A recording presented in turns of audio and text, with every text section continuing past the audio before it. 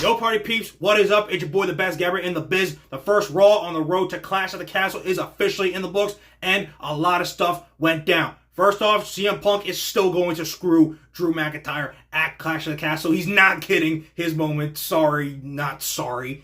Sami Zayn is propping Otis up to eventually have a great feud with Chad Gable later on this year. And Liv Morgan just kissed the living legend, Dominick Mysterio. So guys, let's gab about it right now.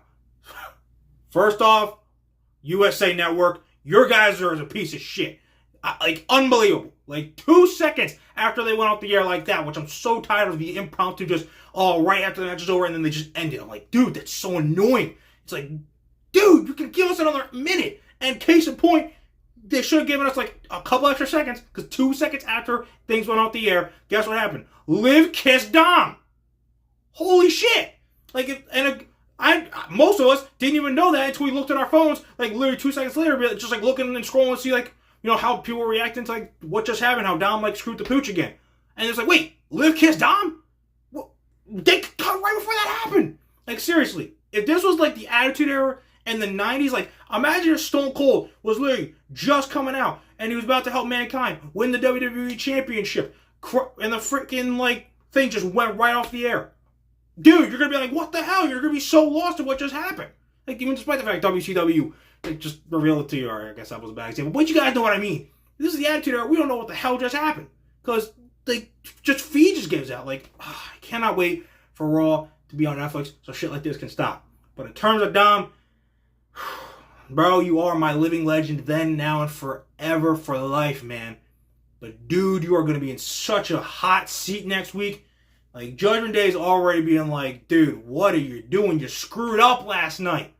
And you're trying to make it right. Finn and JD, like, they literally were like, yo, get out of here, dude. But then they were like, fine, do you, bro. And then, you know, Showman ran all around to try to get McDonough, whacked Dom right into the cage, and that's how Liv ended up winning. Dude, this is bad. I mean, and technically in Dom's defense, bro only has one good arm. So if that was, and like, unless it was his dominant one, like that's free. It's kind of hard to push a woman off you with how forceful Liv was being with that smooch, you know, to really like say, get off me. Like, so I don't know. It didn't look like he enjoyed it. It didn't even look like his mouth even opened for that. Like, I don't know, man. Dom is so freaking screwed. He's doomed. Ugh, God, dude. I mean, just the boys in Judgment Day are going to be like on his ass next week. But then when Rhea comes back, oh my God. I don't know where the story is going, though, because we've seen Liv getting out of the same car as Finn, and JD was even talking to Liv earlier on. They've each said their reasons. And now the stuff with Dom, I'm like, Priest is the only one that's not really vibing with Liv at all. But it's like, wait a second. She's obviously going to possibly, I guess, get added to this group. But does Dom know what he's doing, or is he really not actually down with this? I don't know where 100% is going, but I like it either way. It's cinema. It's perfect. But a lot of guys right now are totally posting Dolph Ziggler freaking memes from 2019 of how it should have been me, not him, of, you know, getting to kiss Liv Morgan, and she's single. So that's really a double whammy. God dang. Dom got the first kiss of Liv of her being back on the market. Ain't that a kick in the balls for all you guys? That is wild, but God, dude, Dom, I don't know what to say, man. You're so screwed, bro. Mommy is gonna be so mad. You never even kissed her on screen. That's wild. And now you do Liv with this. I feel the Liv Morgan Revenge Tour is getting even wilder, people. Like, I don't even know. Alright, guys, all the drama with that, let's get into championships. Talking about right now the Intercontinental Championship. Like I predicted, it pretty much is looking like they are going to set up Zayn versus Gable one last time for the Intercontinental Championship. Gable told Zayn, you know, I beat you last week. I got the job done last week, you know, when Sami was being like, dude, every time you tried to, like, get this title off of me, you've literally failed time after time after time. You're blaming everybody. You're blaming the fans. You're blaming Otis, blaming me, and you're trying to freaking whip Otis right in the ring because of that. Like, it's just like insane. And Otis, again, is getting more and more over. That's all a good comparison. Sami Zayn is doing for Otis in this storyline what Kevin Owens did for Sami in the Bloodline. Like, it maybe Sammy might have been like a whole different level because of just, you know, of that, how, like, over and in terms of that group. But for Otis, this is great. And honestly, it's a perfect way to, like, really, because he unfortunately missed out on the great capping of a great moment with him and Mandy Rose kissing at, like, WrestleMania 36 of, like, because that was going really good. But COVID happened. We weren't gonna have any fans. So this is a fitting moment for him when he finally does go after Chad Gable. And, you know, I think Gable wins the Intercontinental title, Clash at the Castle, probably promoted as his last chance, you know, because he's gotten multiple opportunities. And then Gable wins. Somewhere down the line, you know, he brings in the Creed brothers and Ivy now, turns on his current Alpha Academy running buddies, and then maybe 3 or 4 months from now, you get Otis, Gable, Intercontinental Championship, and Otis actually wins. That pop and build-up would be freaking phenomenal. In the meantime, Sammy, I think, goes on right afterwards, Money in the Bank, wins the Money in the Bank briefcase, you know, right behind me, and cashes in on one of these championships. Which one? I don't know. Gunther winning King of the Ring really screwed up the whole world title plans for Sammy that I thought were really going to go down, because I don't want Sammy, being perfectly honest, to win it at Money in the Bank and then hold it for 4 weeks and drop it to Gunther. I don't want 4 weeks. I want at least 100 days. We've been waiting 9 years for this. But back to the Intercontinental Championship.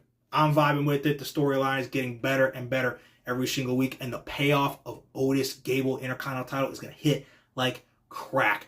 But before then, Gable's got to get that Intercontinental Championship first. So just get ready, because pretty soon, in like less than 3 weeks, Perc Gable is going to be getting that IC strap. Thank you. All right, guys. Speaking of other championships, I'm just so excited.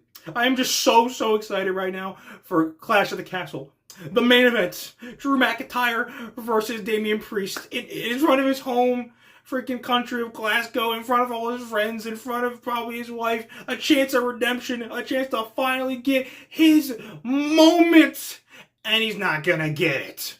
All you fools are still being like, yo, Drew's gonna get his moment. Oh, how fast y'all switch up? Yo, I thought it was Drew Punk for the World Championship. I thought the best feud should get the title. But now it's like, oh, well, maybe Punk might not be ready in time, so I guess we're going to get Drew Gunther for the world title. Whatever it takes, just get Drew his moment. Whatever it takes, even if the world's got to freaking explode. Like, bro, get out of here, bro. You know how this is going to go. Like, you guys are just blatantly ignoring the fact CM Punk mysteriously disappeared again all of a sudden after, what was the last thing he said when he was on television? Oh! He said he's going to show up at Clash of the Castle, break Drew McIntyre's heart. How is he going to do that? I've explained this multiple times. And you know what? I'm going to keep explaining it, because I'm going to love when I'm right. And Drew McIntyre literally gets screwed, and you all in the IWC just blow your shit up on Twitter, being like, Triple L, bullshit, Drew deserved his moment, fuck this, blah, blah, blah, blah, blah, blah, blah. And Drew and Punk happens at SummerSlam, non-title, because it doesn't need it, not what the story's about, and most likely happens inside hell in a cell. And I'll be like, damn, if only someone had said that this was going to all happen like this. Oh, wait, it was me. Thankfully, there are a lot of other people that know what the best gabber in the biz is going on about. We're, right here. But for the rest of you guys, y'all got no hope. You are just putting yourselves even farther down the rabbit hole, making it worse for yourself when Drew gets screwed again by CM Punk, when it's literally blatantly obvious and they literally told you exactly what's happening. Punk told you from his own mouth what he's going to do. But whatever, keep believing Drew's going to get his moment. Keep believing all this and that. But at the end of the day, the winner and still World Heavyweight Champion coming out of Clash of the Castle, if Drew wins, we riot. Doesn't matter. The winner and still World Champion will be Damian Priest, the punishment of the Judgment Day. So honestly, just get used to it. But hey, you guys are still going to, flip your lid and pretty much react, just like this. We fucking hate Triple H! You stupid dick! Okay, you guys, that is Raw. We are Dunsky. Put it in the rearview mirror. We are done. Solid show. Clash of the Castle is less than 3 weeks away, but after an incredible wrestling weekend capped off with a fantastic Double or Nothing, it is time to build on the road to Forbidden Door. It begins this Wednesday with the Casino Gauntlet. The winner will face Swerve Strickland for the AEW World title at Forbidden Door. And I'm sure we'll find out other kinds of matches. Like, maybe is Ospreay going to be like, F it, I just won the championship, I'm already wanting to defend it against somebody. And, who's going to be the first couple superstars to step into the Forbidden Door. Or some familiar faces of just the AEW roster will be coming back because, whenever Forbidden Door happens, we get matches coming out the ass that will be totally awesome. So I'm looking forward to that show. And then SmackDown this Friday, we're going to probably find out who Cody Rhodes will defend that title against at Clash of the Castle. My money is that it's AJ Styles in a last chance kind of match and probably get some other kind of stip. And, we'll see how Randy Orton reacts to losing out on the King of the Ring, after, even though his left shoulder was literally up. But guys, you're seriously not going to want to miss any of these shows going down. You're most certainly not going to want to miss what your boy, the best gabber in the biz, has to say afterwards. So keep on liking and damn sure keep on subscribing. And keep on remembering that when it comes to talking wrestling, who better to gab with than Gabe right here. All right, you guys. I hope you enjoyed Raw tonight. Don't cry into your pillows over the fact that, Dom got Liv's first kiss of being a single woman, and you guys didn't. It just happens. He's a living legend. It's what he does. He's got 3 hot women bagged in his entire, not just his entire life, in the past freaking 2 years. It is what it is. My living legend. Go Dominick. But until then, you guys, the road to Forbidden Door begins this Wednesday. So until then, deuces, fuses, and I'll see you guys after Dynamite this Wednesday.